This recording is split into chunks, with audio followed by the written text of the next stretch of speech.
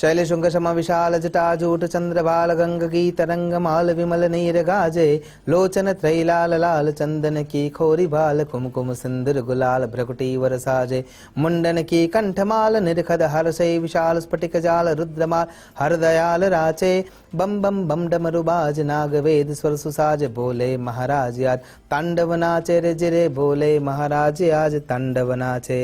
नमो नमः। તમારા બધાનું સ્વાગત કરું છું આધ્યાત્મિક મહાશક્તિમાં। કયા પ્રકારે ભગવાન સાંબ સદાશિવ પર અભિષેક કરી શકાય અને કયા કયા દ્રવ્યો થકી આપણે ભગવાન સાંબ સદાશિવની અનુકંપા પ્રાપ્ત કરી શકીએ છીએ, કઈ રીતે અભિષેક કરવાથી આપણને દોષ નથી લાગવાનો અને કયા કયા નિયમો આપણે પાલિત કરવા જોઈએ એ વિશે આજે આપણે વિચાર કરવાના છીએ। તો સૌથી પહેલો વિચાર, કેવી રીતે કરી શકાય ભગવાન સાંબ સદાશિવ પર અભિષેક। સૌથી પહેલી વાત છે, ભગવાન સાંબ સદાશિવનો અભિષેક મનુષ્ય રૂપે આપણે કરીએ છીએ, એની સાથે સાથે આ સમયમાં પ્રકૃતિ પણ કરે છે। કંઈ જ ના કરીએ અને કેવળ જ્યારે વરસાદ પડતો હોય એ સમયે ભગવાન સાંબ સદાશિવનું સ્મરણ કરતા હોઈએ અને આ પૃથ્વી એ સાક્ષાત ભગવાન સાંબ સદાશિવનો પિંડ સ્વરૂપ છે એ જાણી અને વરસાદ જે વરસી રહ્યો છે, દેવ તત્વો એના ઉપર અભિષેક કરી રહ્યા છે એ ભાવનાથી ભગવાન સાંબ સદાશિવનું તે સમયે સાક્ષી રૂપે સ્મરણ કરવામાં આવે તો પણ રુદ્રાભિષેકનો જે પ્રકારનું પુણ્ય વેદોએ કહ્યું છે એ ચોક્કસ આપણને મળે છે।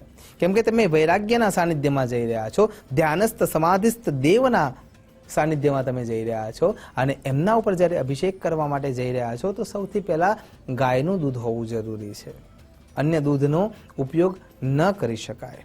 જ્યારે તમે ગાયનું દૂધ ભગવાન સાંબ સદાશિવ ઉપર ચડાવવા માટે જાઓ છો અને એ વખતે સૌથી પહેલો દોષ કયો છે, આપણે સાચી રીત સમજવી જોઈએ ભગવાન ઉપર અભિષેક કરવાની। તો કેટલાક લોકો મુખેથી એ કોથળીનો છેડો તોડે છે અને પછી સીધે સીધું ભગવાન સાંબ સદાશિવના વિગ્રહ સ્થાન પર એ અર્પણ કરી રહ્યા છે।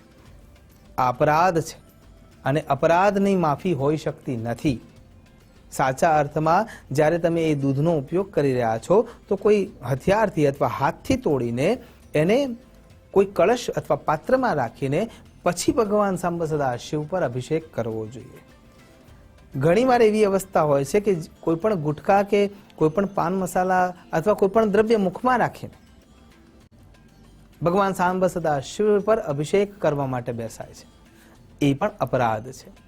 કોઈ પણ દ્રવ્ય ભગવાન સાંબ સદાશિવ ઉપર ચડાવી રહ્યા છો અને ચડાવવા વખતે એ દ્રવ્ય તૂટેલું છે, ભગ્ન છે, ખરાબ છે, કોઈ પણ કીડાઓએ વધારે ખાધેલું છે તો એવું દ્રવ્ય ભગવાન સાંબ સદાશિવ પર અર્પિત કરી શકાતું નથી। કેમ? ભગવાનના માટે એ પરોતરો જરા પણ નથી, પણ એ અશુદ્ધતા વાળું છે અને પછી એને દ્રવ્યોથી શુદ્ધ કરવાની ભાવના કરીએ એ યોગ્ય નથી અને એટલા માટે જ સુયોગ્ય દ્રવ્ય થકી ભગવાન સાંબ સદાશિવ પર અભિષેક કરવો જોઈએ। અભિષેક જ્યારે ચાલતો હોય ત્યારે કેવળ અને કેવળ ઈશ્વરનું સાનિધ્ય લેવું જરૂરી છે। તે સમયે વાર્તાલાપ કે અન્ય કોઈ પણ પ્રકારનું જે ડિસ્ટ્રેક્શન કરતું દ્રવ્ય છે એ તમારી આસપાસ ન હોવું જોઈએ।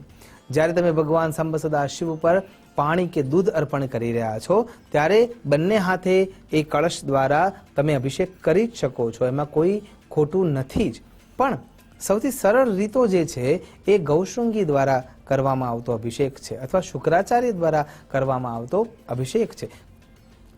એ દ્રવ્ય કદાચ આપણી પાસે નથી તો સરળ રીતના અંદર વિચાર કરવો જોઈએ કે ત્યાંથી જે કળશ મળી રહ્યો છે અથવા કળશમાં તમે જે દ્રવ્ય લઈને આવ્યા છો એ દ્રવ્યને કળશને ડાબા હાથમાં રાખવાનો છે, જમણા હાથના આધારને લઈને જે દેવતત્વ રૂપે આગળના ભાગના અગ્રભાગમાં આંગળીઓના ભાગમાં જે દેવતત્વ બેસેલું છે, જે દેવતીર્થ રાખેલું છે ઈશ્વરે, એના થકી ભગવાનના ઉપર અભિષેક થતો હોવો જરૂરી છે। અને એનાથી વધારે જો આપણે સારી રીતે કરવા માટે તત્પરતા દાખવીએ છીએ તો અહીંયા જે પિતૃતીર્થ છે, અહીંયા જે સૌમ્ય તીર્થ છે અને વચના ભાગમાં એટલે કે જ્યાં કેન્દ્રના ભાગમાં હથેળીના ભાગમાં જે સૌમ્ય તીર્થ તૈયાર થયું છે ત્યાંથી દ્રવ્ય કરાગ્રે વસતે લક્ષ્મી કર મૂલે સરસ્વતી કર મધ્યે તો ગોવિંદમ એ મધ્ય ભાગમાં જે વિષ્ણુ નારાયણનો પદ ચિહ્ન છે ત્યાંથી ભગવાન સાંબ સદાશિવ પર અભિષેક થતો હોય એ પ્રમાણે અભિષેક કરવો જોઈએ। એ સમયે સુયોગ્ય ઉચ્ચાર સાથે સુયોગ્ય મંત્રો સાથે, સુયોગ્ય શ્લોકો દ્વારા ભગવાનની અનુકંપા પ્રાપ્ત કરવા માટે તત્પરતા દાખવવી જોઈએ. સાથે જ્યારે અભિષેક થઈ રહ્યો છે એ અભિષેક દરમિયાન અલગ અલગ પ્રકારના દ્રવ્યો એમને અર્પણ કરવાના હોય છે. એમાં કયા કયા દ્રવ્યોનો ઉપયોગ કરી શકીએ? તો એ ગંગાજળ સૌથી શ્રેષ્ઠ છે, કેમ કે ભગવાન સાંબ સદા શિવ એ પાણીને પોતાના મસ્તક પર ધારણ કરે છે, એટલે ભગવાનને ગંગાજળથી આપણે અભિષેક કરી શકીએ. ત્યારબાદ નક્ષત્રનું પાણી, ત્યારબાદ તીર્થોનું પાણી, ત્યારબાદ જે કેવટ છે, ત્યારબાદ ભગવાન સાંબ સદા શિવને આપણે પાણી પછી દૂધનો અભિષેક કરીએ છીએ. ત્યારબાદ દહીં, ઘી, મધ, સાકર, ગોળનું પાણી, શેરડીનો રસ, વિવિધ પ્રકારના ફળોનો રસ, બિલ્વ અને બિલ્વાના જે ફળ થાય છે જેને બિલું કહેવામાં આવે છે એનો રસ આપણે ચડાવી શકાય છે. સાથે સાથે અલગ અલગ પ્રકારની જે ઔષધિઓ છે એ ઔષધિઓનું જળ તૈયાર કરીને અથવા કષાય તૈયાર કરીને પણ ભગવાન સાંબ સદા શિવ પર અભિષેક કરી શકાય છે. અત્તર, કેસર, ચંદન, અષ્ટગંધ આ તમામ પ્રકારના દ્રવ્યોને પણ પાણીમાં મિશ્રિત કરીને ભગવાન સાંબ સદા શિવ પર અભિષેક કરી શકાય છે. અનુકંપા પ્રાપ્ત કરવા માટે અભિષેક જ્યારે આપણે કરી રહ્યા છીએ, વિવિધ પ્રકારના ઔષધીય દ્રવ્યો છે કે જે દર્ભોદક છે કે ગર્ભોદક છે કે લવણયુક્ત એટલે કે સમુદ્રનું જળ છે કે તીર્થોનું જળ છે, એના થકી જે અભિષેક થઈ રહ્યો છે એ અભિષેક થકી ભગવાન સાંબ સદા શિવ સદૈવ પ્રસન્ન થાય છે. અને ઘણી વખતે આપણા મનમાં વિચાર થતો હોય છે કે આ પાણી કે દૂધ કે અન્ય અન્ય દ્રવ્ય કેમ આપણે વેસ્ટ કરી રહ્યા છીએ? આ તો ખોટી પરંપરા છે.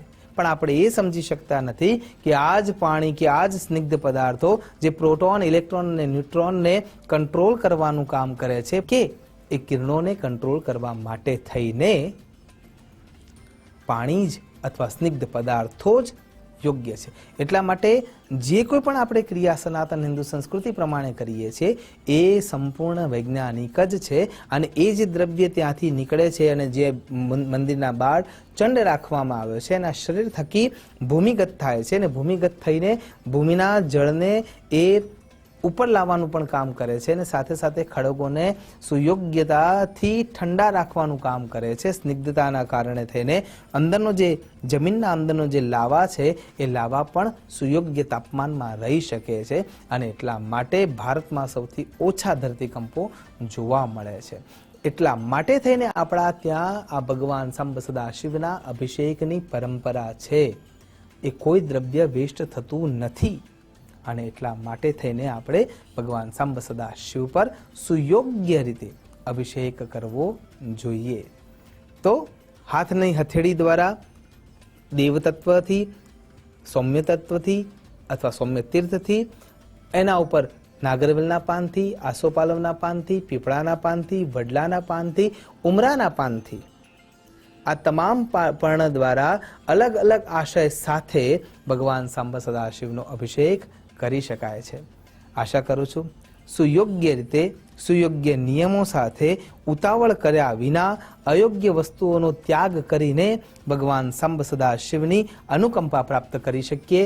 એ જ અભ્યર્થના સહ એ પણ વિચારવું જરૂરી છે કે દરરોજ શિવાભિષેક આપણા શરીર જોડે થાય જ છે.